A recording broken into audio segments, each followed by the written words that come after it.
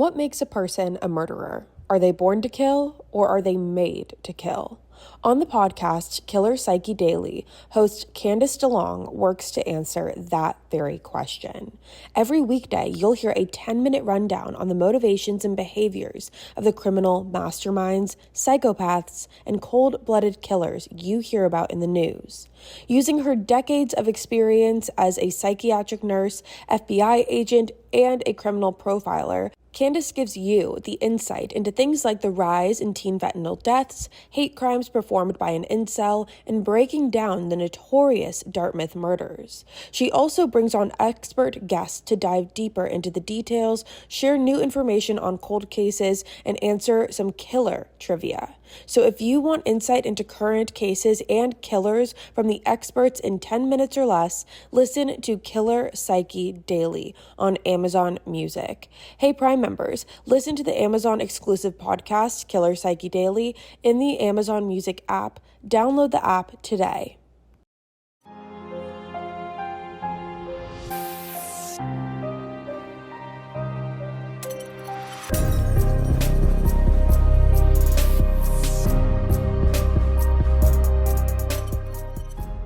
Hello everyone, what is up? Welcome back to another episode of Killer Instinct. Thank you so much for joining me here today.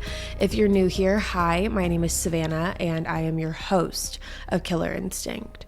Before we get started, make sure you go ahead and hit that subscribe button. That way you never miss an episode. We post weekly on the podcast every single Wednesday and you are not going to want to miss it. Now, as you guys can tell by the title of today's episode, today we are talking about the tragic and devastating murder of Polly Klaas. Polly's case truly is one that shook me to my core, and I'm really interested to hear what you guys have to say about today's case. So, without giving anything away, and with that all being said, let's jump right on into it today. Polly Klaas was born on January 3rd of 1981 in Fairfax, California, to her parents Eve and Mark. Polly's parents ended up getting a divorce when she was only 3 years old, and even though her parents weren't great as a married couple, they still maintained a good co-parenting relationship for the sake of their daughter. Polly lived full-time with her mom Eve following the divorce in a town in California called Petaluma. Petaluma is an all-American small community about 30 miles north of San Francisco. At the time, it had a population of about 50,000 people and was known to be an incredibly safe community, a safe town, a town where doors were left unlocked. The town was described as all-American innocence when I was doing my research on it.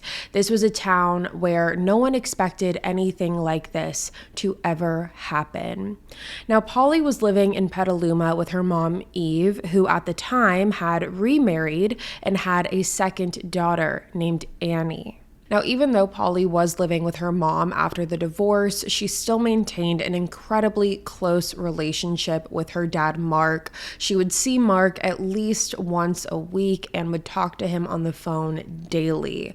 Mark and Polly had an incredibly tight-knit relationship. Polly was known as Daddy's little girl. She had Mark wrapped around her finger, and the two of them were incredibly close. Now, Polly is described by her loved ones as a girl who is sweet and charming. Polly was someone who everyone loved, and she made friends incredibly quickly. She was very bright and had a little bit of sass to her in the best way possible. And in 1992, she was a new sixth grader at the school called Cherry Valley in Petaluma. When Polly began attending Cherry Valley School, it really did not take her very long to find friends. Everyone gravitated towards Polly. She was someone that everyone wanted to be around. All of her teachers loved her, and she was an excellent student. Now, something that Polly was incredibly passionate about was the performing arts, specifically acting. She absolutely loved theater. She loved being on stage. She loved performing. And besides that, she also loved music, specifically piano and clarinet. So she was very passionate about arts. She was very talented, and acting was her lifelong dream. Now, this all brings us to Friday, October 1st of 1993. Now, this particular day started out like any normal day for Polly. However, by midday, Polly got great news from her mom that she was going to be able to have a sleepover at her house that night with her two good friends, Kate and Jillian. Polly and her friends were incredibly excited to have a sleepover and a slumber party. They were in 6th grade. It was a Friday night. It was supposed to go perfectly. Now, around 6 p.m., Polly had the daily conversation that she did with her dad, Mark. She told Mark how her day at school was and that her friends were coming over for a slumber party, and she was really, really excited. They ended the phone call saying, "I love you" to each other before hanging up, not knowing that this would be the last time that the two of them would ever speak. Now, Jillian was the first to arrive at Polly's house for the slumber party, with Kate being dropped off shortly after. And for all things considered, this was your very stereotypical, normal girls' slumber party. They were playing games, they were laughing, they were playing with makeup, they were trying to figure out what they wanted to be in Halloween, which was only a few weeks away. As I mentioned earlier, Polly had a younger sister named Annie, and Annie and Polly shared a room together. However, because Polly was having her friends over, Eve put Annie with her in her room for the night. So Polly felt a sense of maturity, having her room for the night, having her friends over. They were laughing, they were giggling, they were having a great time together. Now, at approximately 10:30 p.m., when Polly's mom had already gone to sleep for the night, the three girls were in Polly's room, all playing a board game. It was around this time that Polly got up to walk into the living room to grab the sleeping bags for her friends. However, when Polly got up and opened the door, all three girls were horrified when they came face to face with a grown man standing in the doorway holding a large knife. Now, initially, all three of the girls, Kate, Jillian, Polly, no one knew what to think. Initially, they almost thought it was a prank. That was until the man told them not to make a sound or he would kill them. He then ordered all three of the girls to lie face down on the ground, which they did. After lying down, this man continued by tying each girl's wrist and ankles with a white cloth and electrical wires. Now, while he was doing this man told these girls that he was only there for money, which at the time was very confusing to them because they were 12-year-old girls. They didn't know anything about any money. It was very confusing to hear.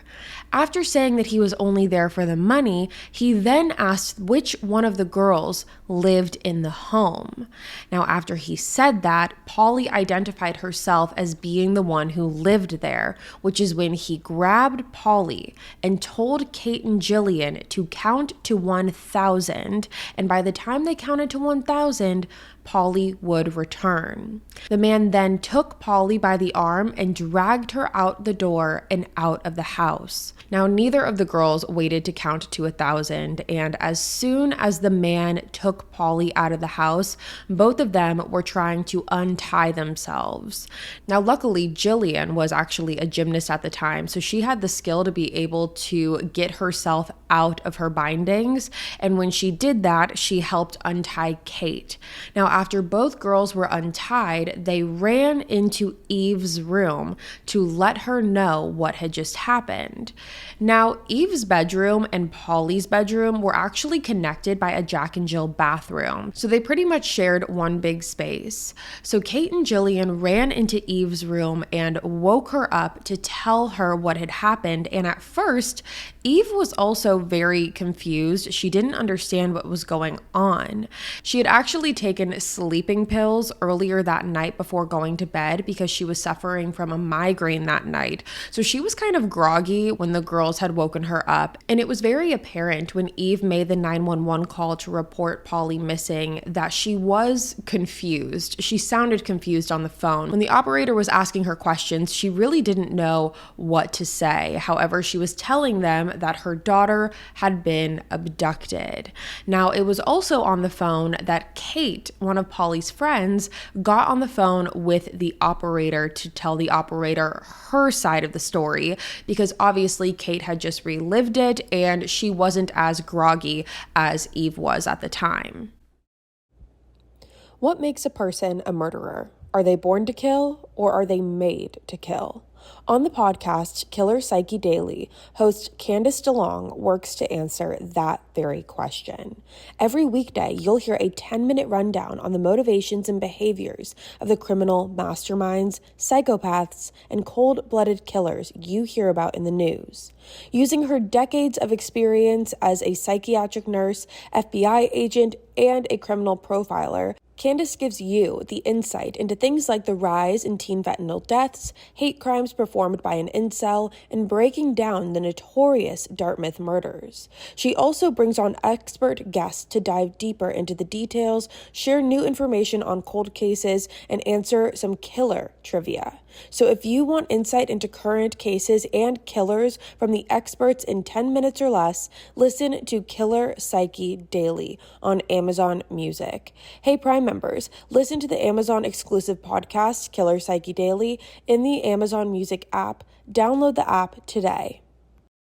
Believe it or not, you guys, we are back in the holiday season, and that holiday rush means more mailing and shipping for your business, but it does not have to mean more stress. Stamps.com has been helping businesses like yours save time and money for 25 years, and it can help you get ready for the holiday ramp up. And all you need is Stamps.com's premium rates for all your postage needs. With Stamps.com, you get your own personal post office wherever you are. All you need is a computer and a printer, and they take care of the rest. They even send you a free scale, so you'll have everything you need to get started. Now, taking care of orders on the go is even easier with the Stamps.com mobile app. If you need a package pickup, you can easily schedule it through your Stamps.com dashboard. And if you sell products online, Stamps.com seamlessly connects with every major marketplace and shopping cart. For 25 years, Stamps.com has been indispensable for over 1 million businesses. You can get access to USPS and UPS services right from your computer anytime, day or night, no lines, no traffic, and no waiting. So get your business ready for the holiday rush. Get started with Stamps.com today. Sign up with promo code KILLER for a special offer that includes a 4-week trial, plus free postage and a free digital scale. No long-term commitments or contracts. Just go to Stamps.com, click the microphone at the top of the page, and enter code KILLER. So Kate was able to give a very clear description of what had happened that night to the operator. She goes on to describe to the operator that the man who took Polly was a white male with a dark beard, dressed in dark clothes, between the ages of 30 to 40 years old. She also said that she had never seen this man before, that whoever came and took Polly was a complete stranger. Now, minutes after this 911 call, police were immediately on the scene. When they started investigating, they were able to see that there was no sign of forced entry, and there also didn't appear to be any ransacking of the house. Eve's purse was even still on the kitchen table with money inside of it. So whoever came into the home solely did so for the purpose of taking Polly. Police also found the cloths that were used to tie Kate and Jillian, as well as the electrical cords, which actually turned out to be Polly's Nintendo DS cords that were in the living room. Now, outside of the home, police started canvassing the neighborhood to see if anyone saw anything suspicious. Nearby to Polly's house, there was actually an apartment complex, and a tenant in the complex said that he remembered seeing a man walk into the back door of Eve's house at approximately 10:30 p.m. However, he didn't think anything of it because Eve often had friends over, and it didn't strike him as odd. Also, this wasn't a very bizarre bizarre time of night. This was 10:30 p.m. on a Friday. It is not rare for people to be awake or out and about or visiting friends at this time. It's the weekend, it's a Friday. So it was nothing that raised attention or suspicion to him. Now, a little less than 2 hours after Polly's disappearance at approximately 12:14 a.m., the police put out an alert. It's something called an APB, which stands for All Points Bulletin. This APB was sent off to other officers in the area, telling them that there was a missing girl and the information they knew about the man who took her, the description of what he looked like. Now, when this alert was made, this alert was not made out to the media. It was not made out to the press. It was not made out to the public. It was strictly made out to the police in surrounding areas. Now, this itself has been a big point of contention in this case because certain people believe that the alert should have been made to the mass public. That way, everyone in the town would have known to be looking for Polly instead of just the police. Now, immediately, the FBI got involved in this case, and even the FBI were pretty stumped when it came to the facts of the case. This was not your typical middle of the night child abduction. Like I mentioned, this was an abduction that took place at 10:30 p.m. on a Friday night. And not only that, it was while Polly's mom was still at home.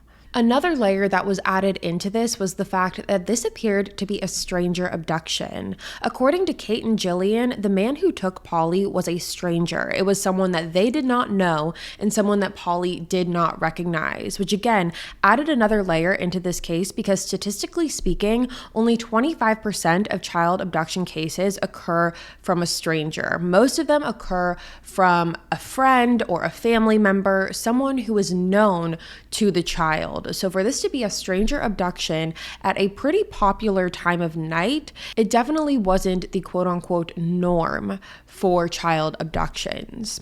So when the FBI got involved in this case, this truly was an all hands on deck situation. In the first 24 hours, they had search dogs. They had well over 50 agents who were constantly working on this case, and they were talking to anyone and everyone that they could to try and find Polly. And this is when the police learned something interesting. On the night that Polly disappeared, only about an hour after her abduction, there was a man who was reported to be trespassing on a woman's property. This woman is named Dana Jaffe. Now, Dana's property was not too far away from Polly lived. However, it wasn't close by any means. On the night of Polly's abduction, Dana had hired a babysitter to watch her daughter. When Dana had gotten home and the babysitter was free to go, she was driving down Dana's driveway. And just to give you a visual of this driveway, Dana's driveway was very, very steep. She lived on a hill, essentially. And so while the babysitter was driving down the driveway, she is shocked when a man jumps out at her in front of her car. Now, when the babysitter was looking at the man, she could immediately tell that he looked disheveled. He had sticks and twigs in his hair. His shirt looked all messed up. He looked completely out of it. However, he walked over to the babysitter's driver's side window of her car. And at the time, the babysitter had cracked her window just a slight bit, so much so that the man was able to put his fingers through the window. Now, when he did that, he had asked the babysitter to help him because apparently his car had gotten stuck in the mud. However, without saying anything, the babysitter immediately rolled up the window and raced down the rest of the driveway. When she got down to the bottom of the driveway is when she called Dana to let her know that there was a man who had trespassed on her property. Now, immediately, Dana got her and her daughter into the car while calling 911 to report that there was a man trespassing. She didn't know if this trespasser was trying to intrude into her house. She didn't know how dangerous the situation was, so she immediately called 911 to report it. Now, Dana herself and her daughter began driving down the driveway, and when they did so, she could not see the man. The man did not jump out at her. However, she did see the man's car, which did appear to be stuck in the mud. However, he was not in it.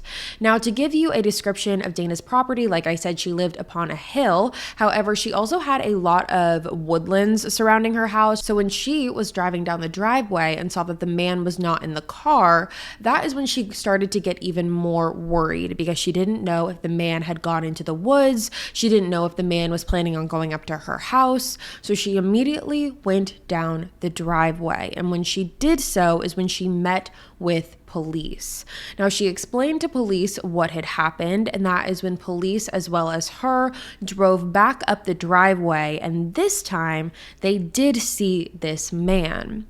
Now, Dana says that when they drove up and saw the man, he was very calmly just leaning up against his car, almost as if he was waiting for them, almost as if he knew that they were coming, but he was very nonchalant, very cool, calm, and collected, almost to an eerie point. Now, when Dana knew that the police had the situation under control, essentially, she then took her daughter and went back up to her home while the police were left with the man to figure out his situation. Shortly after, an officer went up to Dana's home to let her know that this man's car did get stuck in the mud, and it just seemed like he was trying to figure out how to get it out. He didn't realize that this was a private property, is what the officers are telling Dana from what this man had told them. Now, officers gave Dana the option of pressing charges for trespassing. However, Dana just said that she wanted this over and done with. She didn't want to press charges. She didn't want to deal with it again, because had she pressed charges against him, he would have gone off to jail, but then would have had to come back to get his car, is what officers told Dana. So when they explained it to her like that, she decided that she did not want anything to do with it, and she did not want to see this man again, so she did not want to press charges. So because of that, the officers helped the man get his car out of the mud and watched him as he drove off and onto the highway. Now, when talking to this man, the only thing that police did was check to see if he had any outstanding warrants. That's the only thing that they did in terms of checking his criminal background, his criminal history.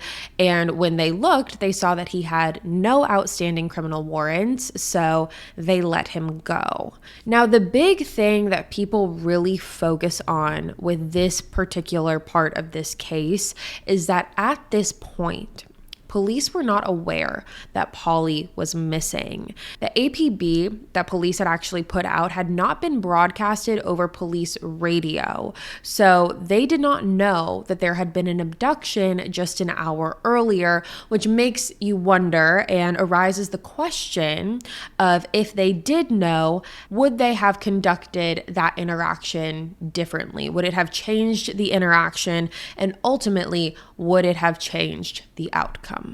Now, at this point, it had been a little over 24 hours since Polly's abduction, and by now, the public and the town of Petaluma and the media were all made aware of Polly's disappearance, and it's safe to say that Petaluma was definitely on edge. Along with that, the press had been swarming the police department trying to get any information that they could, and this was something that Petaluma Police Department had never dealt with before. They had not dealt with a case of this caliber, and the community and the town really rallied together as well to help in any way that they could.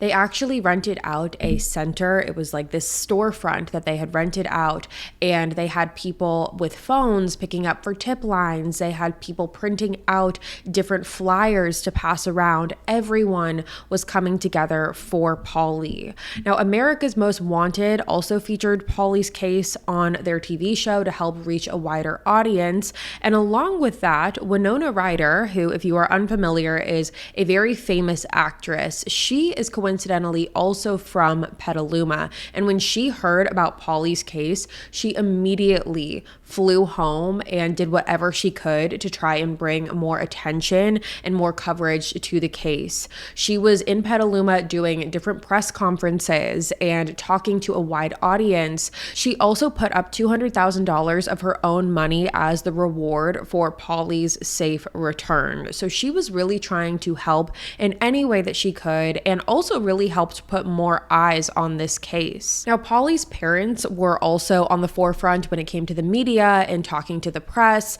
and specifically Mark. Mark was always the one who was doing interviews and talking to the media in that way. And some could argue, and some did argue, that this was actually not a good look for Mark, because whenever Mark was in the media, the police would get a flood of tips about Mark, saying that his behavior was weird, what he said to the media was weird. They were overanalyzing his behavior, which, to be fair, you can't really blame them, because a lot of times in these types of situations, sadly in child abductions, it's not uncommon for a parent to be responsible. However, this truly was a damned if you do, damned if you don't situation, because if Mark were to not talk to the media, the public would say that that was odd behavior, and by him talking a lot to the media, the public also said that that was odd behavior. So again, damned if you do, damned if you don't. There was really no winning for Mark in that situation. Now, on another note, the police really honed in on Polly's friends, Kate and Jillian. The police, as well as some of the public, thought that it was possible that Kate and Jillian were complicit in Polly's disappearance. They had theorized that Polly herself, as well as Kate and Jillian, had all made a pact and conducted this entire scheme of Polly running away and made it look like she had been abducted. They had theorized that maybe Polly could have ran off with a boyfriend and Kate and Jillian were covering up for Polly. So there were a lot of question marks being thrown around when it came to Kate and Jillian. But mind you, these girls were only 12 years old. However, still they were polygraphed and questioned intensely by authorities. Now, when it came to their polygraph test results, Jillian passed the test. However, Kate's results came back as inconclusive. Now, Kate did appear to be visibly upset before she had taken the test, and during the test, she was also clutching on to her stuffed animal teddy bear, and police have come forward and said that both of those things could have impacted the results of the test. Now, as time went on and police were questioning the girls and questioning them, over time they realized that these girls had nothing to do with Polly's disappearance. And since then, they have actually come forward and said that they were too harsh on the girls, and if given the chance again, they would have treated them very, very differently since the beginning. So now getting back to the investigation. When the FBI got involved in the investigation, they used their advanced tools to try and get DNA or fingerprints from the crime scene, which was Polly's house, more specifically Polly's bedroom. Now, when they did that, they were able to pull an additional 48 prints.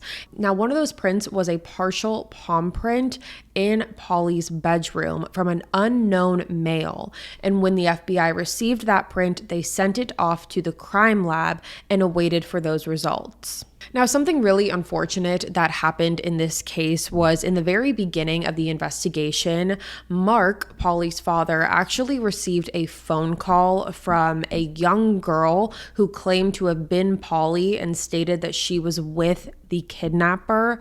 Now, obviously, when Mark received this call, they were able to trace it and saw that it was coming from a town in Hayward. Now, Hayward is about an hour drive away from Petaluma, and police ended up contacting the FBI in Hayward and told them what was happening and told them to go to the address of where this phone call was being made out of. Now, when they did that, they burst through the doors of this home, and to their surprise, when they got in there, it appeared to be a very normal family just sitting in the living room. And sadly, when investigators began talking to the people in this house, they learned that the little girl in the home was actually dared by her friend to make that call and pretend to be Polly. So unfortunately, this whole thing was a hoax. And as you can imagine, this was just very disappointing for Polly's family and for the situation as a whole.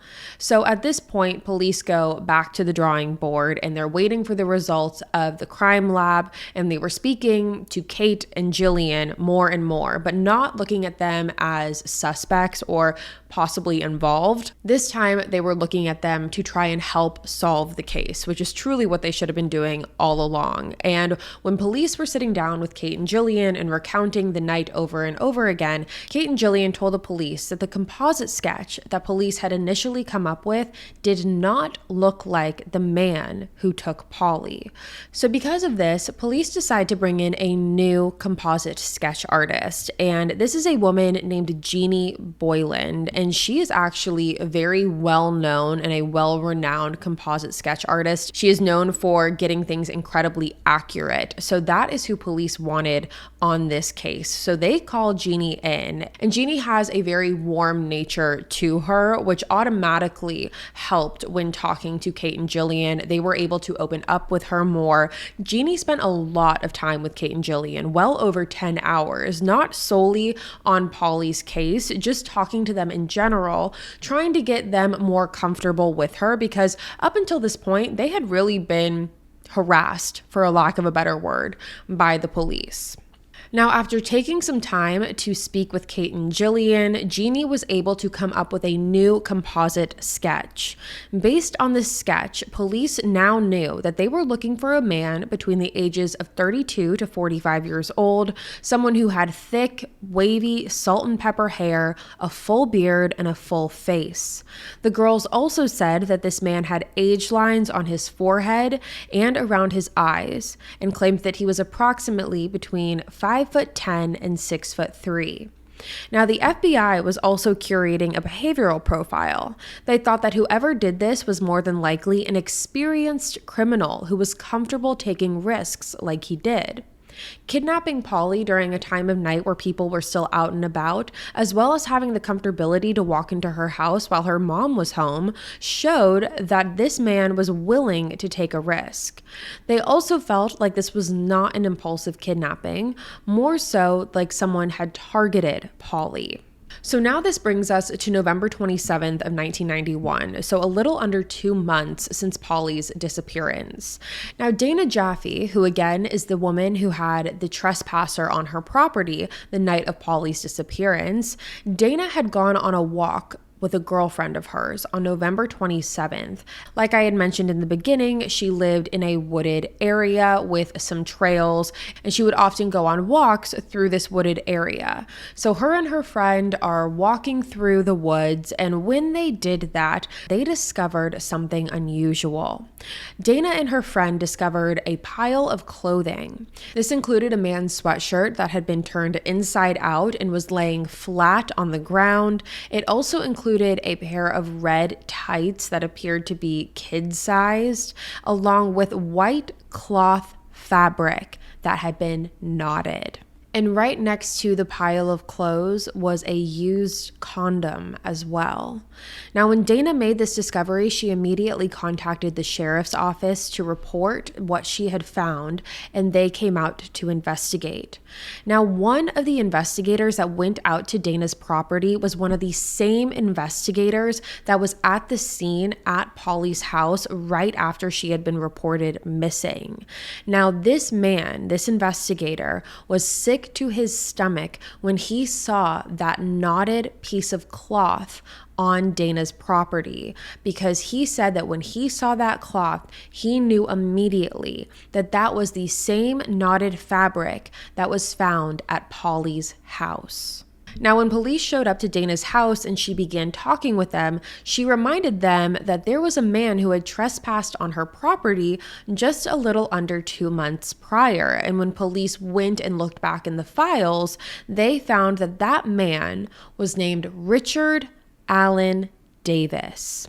Richard Allen Davis was born on June 2nd, 1954 in San Francisco to his parents, Robert and Evelyn, and he was the third out of 5 children, having 2 older brothers and 2 younger sisters. Growing up, both of Richard's parents were alcoholics, and the boys would be given abusive punishments like holding their hands onto a hot stove. There was also domestic violence disputes between his parents up until the age of 9 when they they finally separated and then officially divorced when he was 11. Now, Richard's sisters decided that they wanted to live with their dad, while Richard's brothers decided that they wanted to live with their mom. However, Richard himself decided that he too wanted to live with his dad and his sisters. Now, Robert wasn't exactly father of the year by any means. He was incredibly absent throughout Richard's life, and when he was around, he would take the time to physically abuse Richard. He would break his jaw. He would slam him into walls. He was very, very abusive towards Richard. Now, Robert actually remarried twice, and Richard despised both of his stepmothers. Now, Richard's criminal record actually began when he was only 12 years old, after he had been put on probation for burglary and forgery, and then again when he was 15 for burglary a second time. Now, Richard dropped out of school his sophomore year of high school, and when he was 17, he got arrested for stealing a motorcycle. This time, after his arrest, the judge told Richard that he could either go to juvie or the army, and Richard chose the army. However, he got discharged 13 months later. Now, immediately when police pull up Richard's file after speaking with Dana, they notice intense similarities between the composite sketch that Jeannie had drawn and Richard himself. The forehead lines, the salt and pepper thick hair, all of it. And not only that, the behavioral profile checked out as well, because Richard had a laundry list of a rap sheet. Now, at the time of Polly's disappearance, Richard had been released off of parole only 6 months prior for a previous kidnapping charge. In fact, Richard had had multiple previous kidnapping charges on his rap sheet. And before that, on October 12th of 1973, when Richard was only 19 years old, he had attended a house party of a woman named Marlene Voris, who was only 18 years old. That same night, Marlene was found with a gunshot wound to her head and 7 suicide notes on the scene.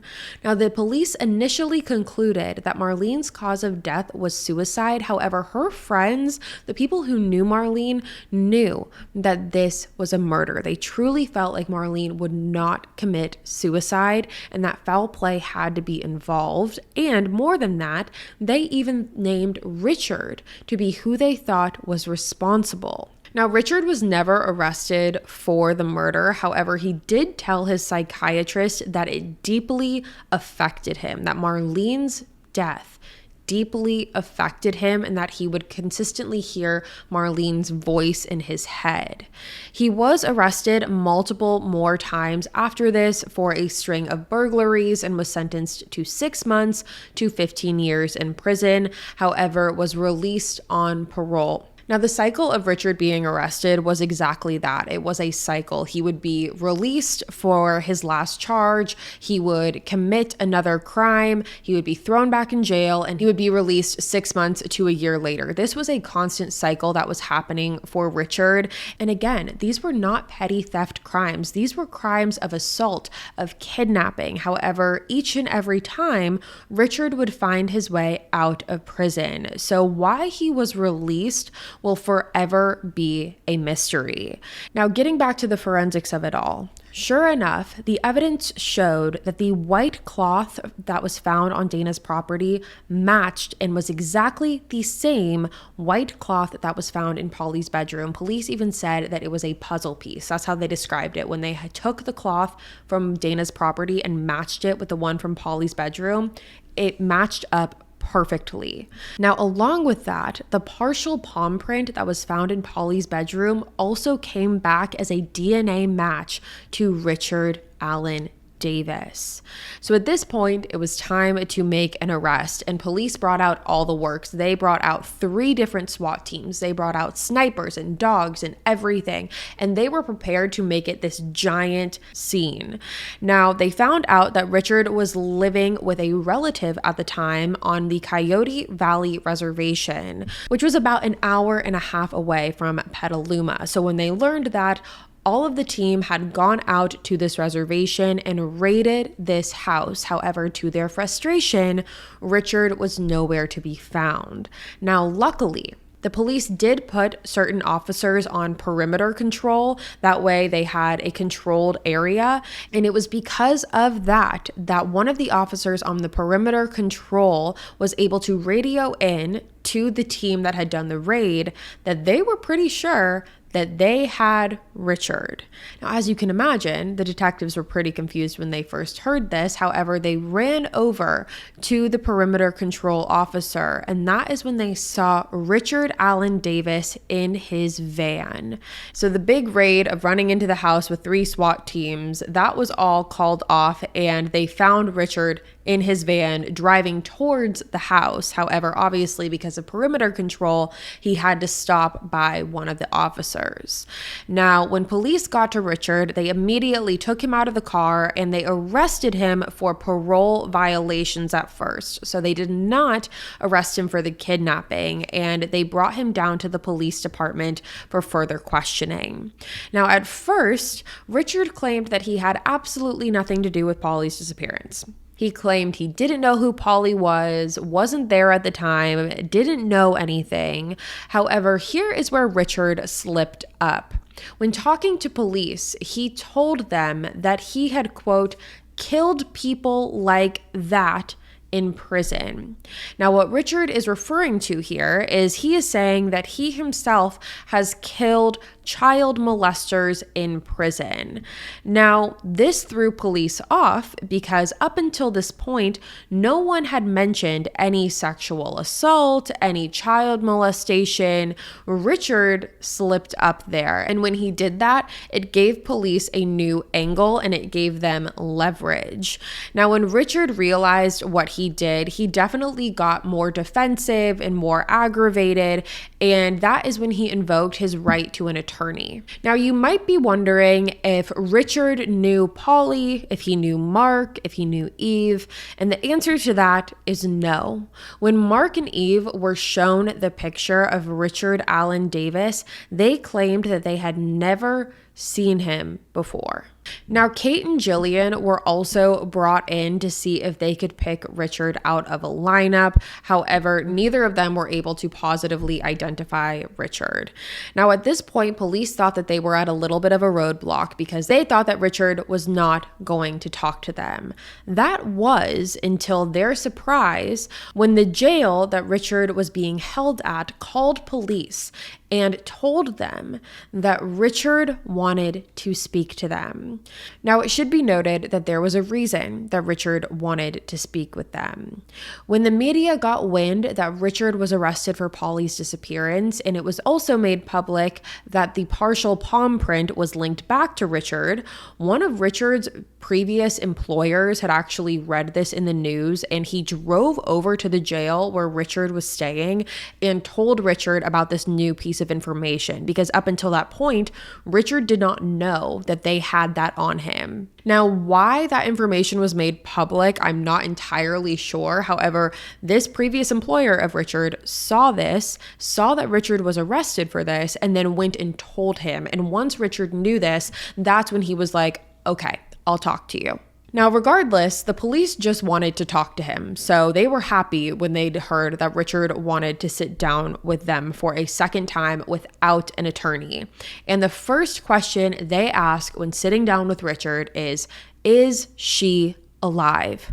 Obviously referring to Polly, and that is when Richard Allen Davis said no. Now, Richard went on to say that on the night of the disappearance, he was in Petaluma to visit his mom. He had driven downtown and stopped at a 7-Eleven to grab a beer, then went to a nearby park where he drank that beer, as well as smoked a PCP cigarette. For those who don't know, PCP is also called angel dust, and it is a powerful hallucinogenic that can alter your memory. Richard claims that after he smoked the cigarette, he doesn't have the best memory, but remembers that he ended up in Polly's house and claimed to have gone through a window in the front of her house before entering her bedroom. He remembered telling all 3 girls to lie down before taking Polly. He then claimed that he drove off with Polly in the front seat and turned down a road, the same road of Dana Jaffe's property. He claimed that once he pulled off onto the property, his car got stuck, so he made Polly get out of the car and sit on the embankment while he tried to get the car out, which is when he came in contact with the babysitter. Richard claims that after seeing the babysitter, he then took Polly to a gas station where Polly asked to use the bathroom. When Polly came back was when Richard claims he strangled her to death with a cloth, and that is how she died. So that is the story that Richard initially tells police. That's what he says happened. And as you can imagine, police were not buying that story one bit. That story does not even make sense. Police could tell that there were so many details that were missing from that story and that there was much more to this than that. Police also had a hard time believing that Polly was still alive at the time that the babysitter drove down the driveway. They believe that Polly would have made some sort of noise or tried to escape at that point because she would have had a good chunk of time where she would have been able to do that, which is also why the police felt like Richard was leaving out a good chunk of detail. Now, from a body language standpoint and from a psychological standpoint, a lot of the experts who have reviewed the footage of this interrogation and have listened to the wording and the verbiage that Richard uses, they claim that Richard is intentionally trying to forget or claiming that he forgets certain details, certain key details, saying that he doesn't remember, being very vague because he's trying to distance himself from the crime. Now, when it comes to the police, they truthfully believe that Richard had been stalking Polly for months leading up to the murder. They believe that Richard prepared for Polly's abduction because, after all, when Richard went into the house and went into Polly's room, he specifically asked which one of the girls lived there and then took the one that did. That seems intentional. There's intention behind that because if he wanted to just kidnap one of them and it didn't matter who, then why even ask that?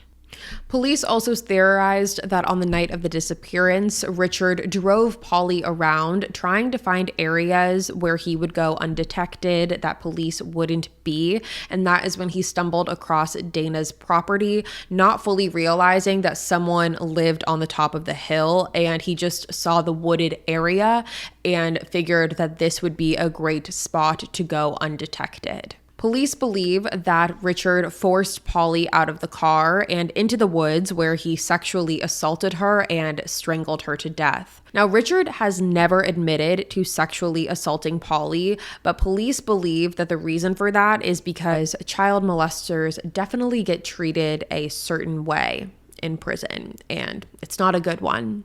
Police believe that Polly had already been murdered by the time that authorities responded to Dana's trespassing call, and they also believe that Richard left her body in the woods and drove off because, remember, police followed him to the highway, so obviously he didn't have Polly's body in the car at that point, but they believe that he waited just the right amount of time before turning back around, going back to Dana's property, getting Polly's body, and driving off in the car with her. Now, despite all of this, despite all of the interrogations, all of the questioning, up until this point, police still did not have Polly's remains. However, during this second interrogation with Richard, they had asked Richard where Polly was, what he did with her. And that is when he told them that he had left Polly's body in a town called Cloverdale.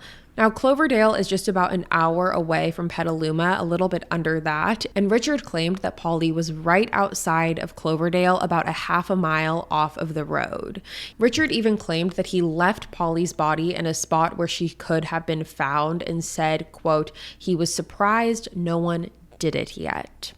Now, police say that while they were recovering Polly's body with Richard there, while police are surrounding Polly, while they are uncovering her body, Richard couldn't have less of a care in the world. He was actually leaning up against the car, smoking a cigarette while police were uncovering Polly Klaas's body. And after an autopsy was performed on Polly, it was confirmed that her official cause of death was strangulation. Now, in terms of the sexual assault, when Polly's body was discovered, she was already too far past in the decomposition phase to be able to determine whether or not she was sexually assaulted. However, it should be noted that when she was found, when her body was recovered, she was found with her skirt pulled up. Now, you can only try to imagine the devastation that Polly's family experienced when they learned that she had been found deceased. Now, the turnout for Polly's funeral was unlike anything anyone was ever expecting to see. The large church didn't even fit everyone who showed up. Now, this case did go to trial because Richard pled not guilty. However, it did not take long for the jury to decide that Richard was in fact guilty of first-degree murder with special circumstances, including burglary, robbery, kidnapping, and an attempted lewd act upon a child under the age of 14. Now, wildly enough, when this guilty verdict was read, Richard himself actually turned around to face Polly's family as well as the camera that was in the room for the media. And when he turned around, he flipped off with both fingers, flipped off the camera and Polly's family. Now, that was just for the verdict, but when it came to the actual sentencing itself, Richard was allowed to give a statement, which of course he did. And it was in this statement that Richard did something that was so unbelievably disgusting and vile and evil, truly evil. And I say unbelievably, but also it's Richard Allen Davis, so it slightly is believable that he would do something so incredibly, there's no words to describe what he did. I'm going to tell you. While he was making a statement, Richard claimed, quote, "The main reason that I know I did not attempt any lewd act on a child is because of a statement the young girl made to me while I was walking her out to the embankment. Just don't do me like my dad," end quote. Now, basically what Richard is doing here is something that is so incredibly evil and vile. What Richard is doing is alluding to the fact that Polly, in her final moments of life before Richard murdered her, asked Richard not to assault her the way her dad does. Now, as you can imagine, when this happened, there was an immediate uproar in the courtroom, and Mark himself absolutely lost it, understandably so. He got up, he physically reacted to this, and he was escorted out of the courtroom by police. And everyone knew, there was not a question in anyone's mind when Richard made this statement that he purely did it out of malice. He purely did it to twist the knife for Mark, to just do one more thing, because what he had already done just wasn't enough. He needed to do that. Now, all in all, Richard Allen Davis was sentenced to death, and he is currently sitting on death row today. So that is the case of Polly Klaas. However, for the aftermath of this case, this is what Polly's legacy has done. Now, California has passed the 3 strikes law after Polly's case, and this states that any offender who has 3 felonies will be sentenced to 25 years to life. This is for those repeat offenders, those repeat criminals, and those cyclers, like we were mentioning earlier with Richard. He would commit a felony offense and then just get a slap on the wrist and then be released again. Felony offense, slap on the wrist, get released again. And this was a cycle for him. So this 3 strikes law insisted that whoever had any 3 felony charges be put in jail for 25 years to life, and this was signed into law on March 8th of 1994. Now, Polly's dad had also started the Polly Klaas Foundation to prolong the legacy of his daughter, and he also opened up a community theater called the Polly Klaas Community Theater in honor of Polly, who obviously loved acting and performing arts and theater and all of those things. However, the most heartbreaking thing that I read in my research in regards to Mark when talking about Polly's legacy is that, quote, "I think her legacy is strong. I do, but I'd still trade it for a hug," end quote. And if that does not just rip your heart out, I don't know what will. But that, you guys, is the case of Polly Klaas, and I'm very interested to hear what you have to say about this case. Again, Polly's case is one that is so horrifying because it is everyone's biggest fear. It is that stranger abduction and brutal murder, and it's absolutely horrific what happened to her. So again, I'm very curious to hear what your thoughts are. But with that being said, you guys, that is all for me today. Thank you so much for tuning in to another episode of Killer Instinct. If you're new here, hi, my name is Savannah and I'm your host of Killer Instinct. Make sure you go ahead and hit the subscribe button. That way you never miss an episode. We post them weekly here on Wednesdays, and you're not going to want to miss it. I'll be back next week with a brand new one for you guys, and until then, stay safe. Bye, guys.